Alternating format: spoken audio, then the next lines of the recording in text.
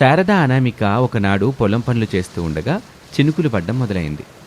ఎందుకైనా మంచిది అత్తయ్య, గొడుగులు కూడా తీసుకెళ్దామని నేను చెప్తే వినిపించుకున్నారా? ఇప్పుడు చూడండి, అయినా వాతావరణం గురించి మీకు తెలుసా నాకు తెలుసా? ఈరోజు వర్షం రాదని పెద్ద బిల్డప్ ఇచ్చారు. ఇప్పుడు దీన్ని ఏమంటారు అత్తయ్య? దీన్ని ఎక్కడైనా వర్షమే అంటారు కోళ్ళ. అయినా చినుకులేగా, కాసేపు సరదాగా పడి వెళ్ళిపోతాయి. ఈ చినుకులకి తడిసిన ఏం కాదులే కోళ్ళ. మనం వచ్చిన పొలం పని చూద్దాం. అసలే తండ్రి కొడుకులతో ఈరోజు పొలం పని మొత్తం అయిపోద్దని పందెం గట్టి మరీ వచ్చాం. అత్తయ్య, నల్లని మేఘాలతో కమ్ముకున్న ఆకాశాన్ని చూస్తుంటే ఈ వాన నెమ్మదిగా చినుకులతో మొదలయ్యి జోరుగా పడేలా ఉంది. మనం ఇక్కడి నుంచి ఏదైనా చెట్టు దగ్గరికి వెళ్తే మంచిది అత్తయ్య. నీకు తెలుసా నాకు తెలుసా కోళ్ళ, ఆకాశం అప్పుడప్పుడు అట్టాగే ఉండుద్ది, కానీ జోరుగా వర్షం పడదు. ముందు పొలం పని కానీ. మీ మాట మీద నాకు నమ్మకం లేదు అని అనామిక అంటూ ఉండగానే వర్షం జోరుగా పడ్డం మొదలైంది. అనామిక కోపంగా శారదని చూసింది. చూసింది చాలు, పద చెట్టు దగ్గరికి వెళ్దాం అని అత్తాకోడలు పరిగెత్తుకుంటూ పొలం గట్టుపై ఉన్న పెద్ద మర్రి చెట్టు దగ్గరకు వెళ్లారు. వర్షం కుండపోతగా కురవటం మొదలైంది. ఇద్దరూ చెట్టు కింద నిలబడ్డారు. అప్పుడు అనామికకి చెట్టు మొదలు భాగంలో పెద్ద తొర్ర కనిపించింది. ఆశ్చర్యంగా చూసింది. అంతా చెత్తతో నిండిపోయి ఉంది. అత్తయ్య, అత్తయ్య, ఇది చూడండి. శారద కూడా ఆ తొర్రని చూసింది. ఈ చెట్టుకి ఇంత పెద్ద తొర్ర ఎలా వచ్చిందంటారు?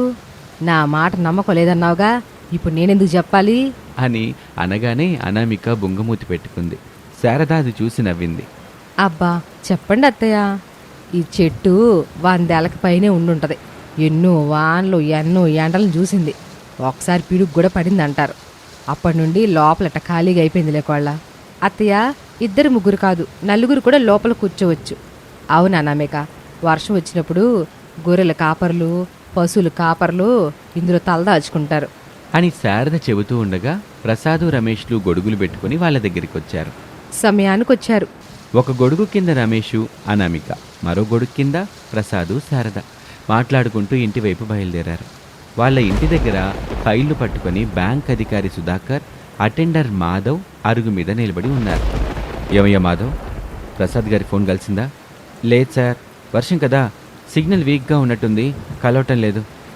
మాధవ్ చెబుతూ ఉండగా శారదా, ప్రసాదు, రమేషు, అనామిక ఇంటికొచ్చారు. ఎవరండి మీరు? తాళం వేసిన ఇంటి దగ్గర నిలబడి మీరేం చేస్తున్నారు? నేను బ్యాంక్ మేనేజర్, నా పేరు సుధాకర్. ప్రసాద్ ఒక్కసారిగా కంగారు పడ్డాడు. అత్తాకోడలిద్దరూ ముఖాలు చూసుకున్నారు. ఏంటండి, మేము ఎలాంటి లోను తీసుకోలేదుగా. మీ తమ్ముడు రమణ తీసుకున్నాడండి.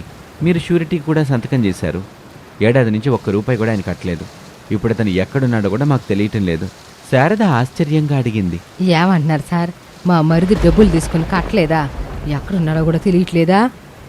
అవునమ్మా, మేము చాలా అవకాశాలు ఇచ్చాం, నోటీసులు కూడా పంపించాం, ఎటువంటి స్పందన లేదు. సార్, నేను మా బాబాయ్ని వెతికి తీసుకొస్తాను.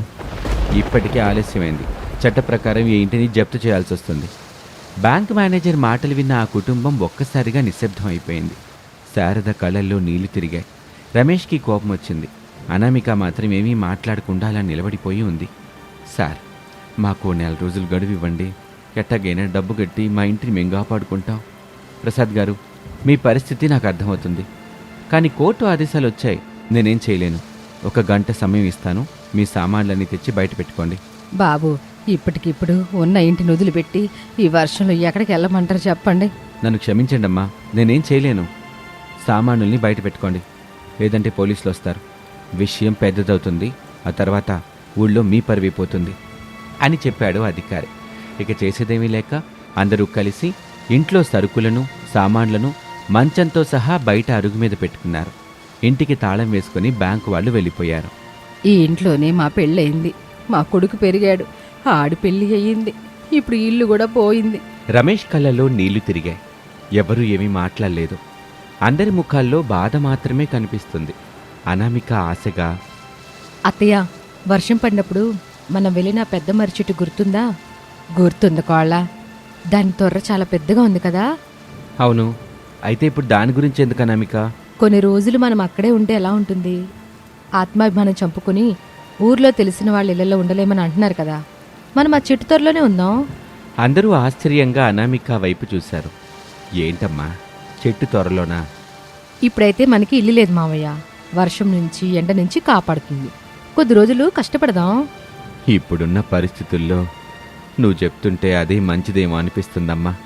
వెంటనే నలుగురు సామాన్లు తీసుకొని మర్రి చెట్టు దగ్గరికి చేరుకున్నారు. అందరూ 2 గంటల పాటు కష్టపడి ఆ తొర్రని పూర్తిగా శుభ్రం చేశారు. ఒకవైపు మంచం వేయటానికి సరిపోయేంత స్థలం ఉంది, మరోవైపు పాత్రలు పెట్టడానికి చోటుంది. పైన చిన్న రంధ్రాల ద్వారా గాలి కూడా వస్తుంది. ఇది చిన్న ఇల్లులాగానే ఉంది. అక్కడ అనామిక గ్యాస్ స్టవ్ పెట్టింది, టీ పెట్టింది. వాళ్ళ ముఖాల్లో చిరునవ్వు కనిపించింది. టీ తాగిన తర్వాత అనామిక అడవిలోని వెదురు కర్రలు తెచ్చి తొర్రకు చిన్న తలుపు తయారు చేసింది. రమేష్ అరటి ఆకులతో తొర్ర ముందు భాగాన్ని కప్పాడు. ఆ చెట్టు తొర్ర ఒక చిన్న అందమైన ఇంటిలాగా మారిపోయింది. రాత్రి దీపం వెలుగులో ఆ తొర్రలో కూర్చొని భోజనం చేశారు. శారద కళ్ళల్లో నీళ్ళొచ్చాయి. అత్తయ్య, ఎందుకు ఏడుస్తున్నారు? ఇల్లు పోయిందని బాధగా ఉంది కోళ్ళ. ఇల్లంటే గోడలు కాదత్తయ్య, మన నలుగురం కలిసి ఉండడమే ఇల్లు. ఇప్పుడు ఇదే మన ఇల్లు. అవును శారద, మన కోళ్ళు చెప్పేది నిజమే. అనామిక మాటలు వినగానే అందరి కళ్ళల్లో ఆశ మళ్లీ మెరిసింది. అలాగే ఆ చెట్టు తొర్రలోనే రోజులు గడిచాయి. అత్తాకోడల కుటుంబం చెట్టు తొర్రలో ఉంటూ పొలం పనులు చేసుకుంటూ జీవనం సాగిస్తున్నారు. ఒకరోజున రమణ, అతని భార్య కాంతం వచ్చారు. శారద, ప్రసాద్ వాళ్ళని చూశారు. వాళ్ళ బట్టలు చిరిగిపోయున్నాయి, ముఖాలు వాడిపోయున్నాయి. చాలా రోజులుగా తిండి కూడా సరిగ్గా తిననట్టుగా కనిపిస్తున్నారు. ఇద్దరూ ప్రసాద్ కాళ్లపై పడ్డారు. శారదా, ప్రసాదులు ఒకరి ముఖం ఒకరు చూసుకున్నారు. అన్నయ్య, నన్ను క్షమించు. మమ్మల్ని మన్నించండి బావగారు. ముందు మీరిద్దరూ పైకి లేవండి. వాళ్ళు లేచి కన్నీళ్లతో నిలబడ్డారు. రమణ ఏడుస్తూ, లోన్ తీసుకున్నాక వ్యాపారంలో భారీ నష్టం వచ్చింది. భయపడి ఊరొదిలి వెళ్ళిపోయాను. పని కోసం తిరిగాను, ఎక్కడా పని దొరకలేదు. చివరకు నేను చేసిన తప్పు తెలిసింది. మీ అందరికీ అన్యాయం చేశానన్నయ్యా అని చెప్పాడు. కాంతం కూడా కన్నీళ్లు పెట్టుకుంది. అక్క, మమ్మల్ని క్షమించండి. మా వల్ల మీరంతా ఇంత కష్టపడుతున్నారు. శారదకి కోపం రాలేదు. మమ్మల్ని రోడ్డు మీదకి తెచ్చి ఇప్పుడు క్షమించమంటారా? ఇద్దరూ మౌనంగా ఉన్నారు. అప్పుడే పొలం నుంచి రమేష్, అనామిక అక్కడికొచ్చారు. ఒక్క నిమిషం కూడా నా కళ్ళ ముందు నిలబడబాకండి, వెళ్ళండి. వదినా, మా తప్పు తెలుసుకున్నాం. మీరే అండగా ఉంటారని వచ్చాం. ఇప్పుడు మీరే వెళ్ళిపోమంటే మేము ఎక్కడికి వెళ్ళాలి? ఏట్లోకి వెళ్ళండి. శారద బాధగా కన్నీళ్లు పెట్టుకుంది. అత్తయ్య, జరిగింది తిరిగి మార్చలేవు, కానీ వీళ్ళని వదిలేస్తే ఇంకో కుటుంబం నాశనం అవుతుంది. రమేష్ కూడా అనామిక మాటకు మద్దతు ఇచ్చాడు. అమ్మా, బాబాయ్ తప్పు చేశాడు, కానీ ఇప్పుడు నిజంగా పశ్చాత్తాపడుతున్నాడు కదా. రమణ, చేసిన తప్పును ఒప్పుకోవడానికి కూడా ధైర్యం కావాలరా. ఇక మీదట నిజాయితీగా బతుకుతానని మాటిస్తావా మరి? అన్నయ్య, నా ప్రాణం పోయినా ఇంక మిమ్మల్ని మోసం చేయను అన్నయ్య. ప్రసాద్ తమ్ముణ్ణి కౌగిలించుకున్నాడు. సరే, ఇక మనందరం ఒక కుటుంబం.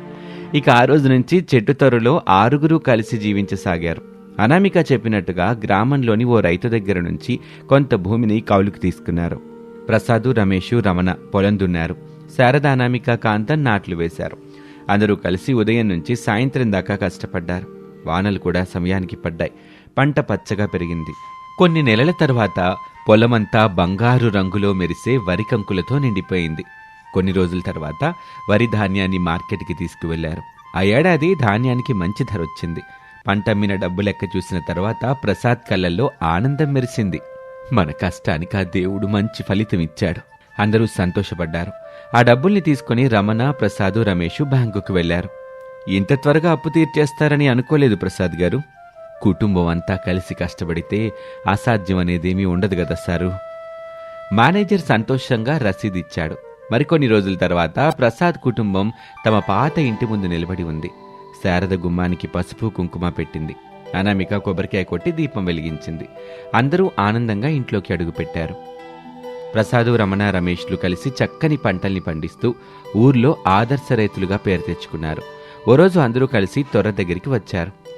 ఈ చెట్టు తొర్ర మనకి కొత్త జీవితాన్ని ఇచ్చింది. అవునత్తయ్య, కష్టకాలంలో ఆశ్రయం ఇచ్చిన ఈ చెట్టుని మనం ఎప్పటికీ మర్చిపోకూడదు.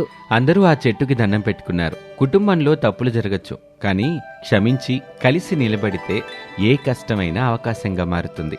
ఐక్యత ఉన్న ఇంటిని ఏ తుఫాను కూల్చలేదు. అత్తాకోడల కుటుంబం ఇప్పుడు అన్ని విధాలా సంతోషంగా ఉంది. ఇది వాళ్ళటి కథ. మరొక ఆసక్తికర కథలో మళ్ళీ కలుద్దాం. నమస్తే.